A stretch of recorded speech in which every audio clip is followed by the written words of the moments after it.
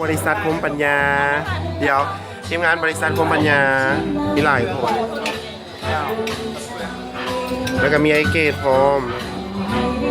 มีเซอร์จิมเมื่อคืนนี้สิได้บ่เอาออกเลยไอเกตมันบ่งามมันบ่คือผู้ใหญ่เขายังเอาออกคือเด็กน้อยนี่เลยแบบคือตลกนี่แหละบ่เอาออกรถบ่งามไอ้นุ๊กนะคะทั้ง3 คน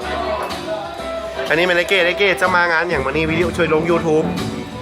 ถ้ามางานอย่างมางานเบิร์ธเดย์ของเจน้อยนามันนี้ที่เท่าไหร่ไอ้ที่วันที่4เดือนใดเดือน10ปีใดปี2017เจ้าวันนี้เขามาจัดอยู่ห้านใดทางขอบเจเจ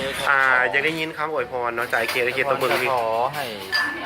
เจน้อยนาสุขภาพแข็งแรงแล้วก็ร่ำรวย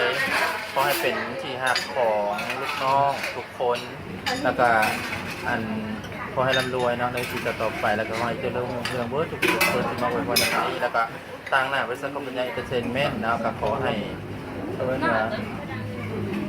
ทุกคนที่มาในมื้อนี้ก็ขอให้มวลให้เมาแล้วก็แฮปปี้ไปทุกคนขอบใจแล้วนะเจ้าเอาเลย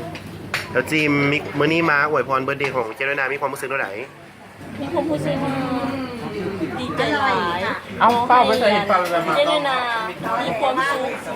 อันกายสบายใจขอให้มีคำหลายร่ำรวยเด้อเจ้าสบายดีป้ามื้อนี้มาวันเกิดใครไม่สบายเลยค่ะเหนื่อยมากอวยพรวันเกิดให้มันมีความสุขนะคะรีบมีหลานสาวไวๆค่ะทำทุกอย่างเพื่อหลานสาวทั้งนั้นได้หลานชายคนโตโอเคทางน้องมาวันนี้รู้สึกยังไง Happy birthday to you Happy birthday to you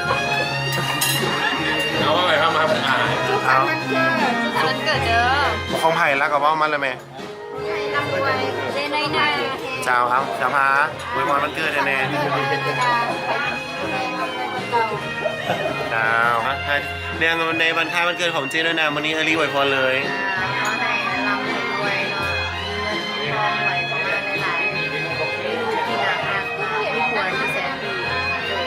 เจ้าของหนึ่งการเนื่องไอ้วันเกิดนี่กับของไอ้นาเนาะไปอย่างไอ้นาสุขภาพแข็งแรงแล้วก็ร่ำรวยแล้วก็อย่างนึงก็ขอให้งามขึ้นไปเรื่อยๆเนาะแล้วก็ขอให้ลูกหลานเต็มบ้านหนึ่งแฮปปี้เบิร์ธเดย์นะคะเจน้อยนาไม่รวยสวยๆงามๆนะจ๊ะและนี่ก็คือภาพบรรยากาศโดยรวมเนาะของคืนของมีความสุขของหัวหน้าเนาะคือว่าทางเจน้อยนาเนาะจากทางบริษัทคมปัญญาเอนเตอร์เทนเมนต์ภาพบรรยากาศยังบนเพียงเท่านี้เนาะเพราะจะเก็บมาฝากกันเติมนี่แต่ว่าตอนนี้เขาจะขอตัดภาพไปสู่บรรยากาศที่ทางด้านในสกลเนาะแล้วจึงมาเอาลมกันตื่นในเรือกระเป๋า